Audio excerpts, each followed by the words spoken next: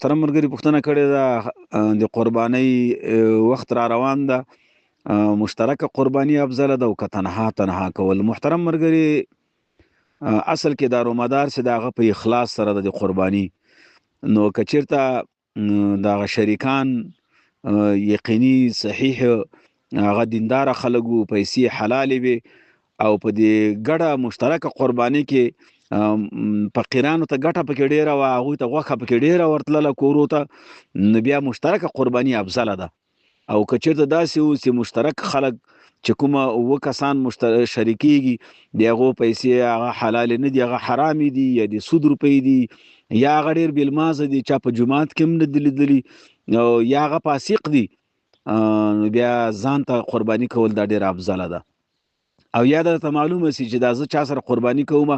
د دې خلکو نیت چې د هغه خالي د غوښې ده، تقرب الی الله نه ده، رضا د الله مطلب پکې نه وي، د ګاونډیو د تربورو د پښتو پکې ډېره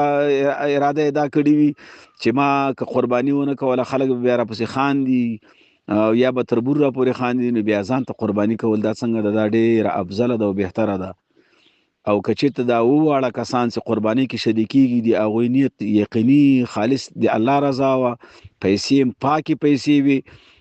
نو بیا شریکه قرباني کول دا ډېره ځکه ګټه ده چې مسکینانو ته بیا زیاته غوښه ورتلل او د مسکینانو پکې نفع بیا زیاته ده. نو دغه طریقه پکې ضروري وي چې یو څوک چا سره قرباني نیسي د هغه پیسو ته به هم وکتلی سي، د دیانت ته د اخلاص ته به هم وکتلی سي.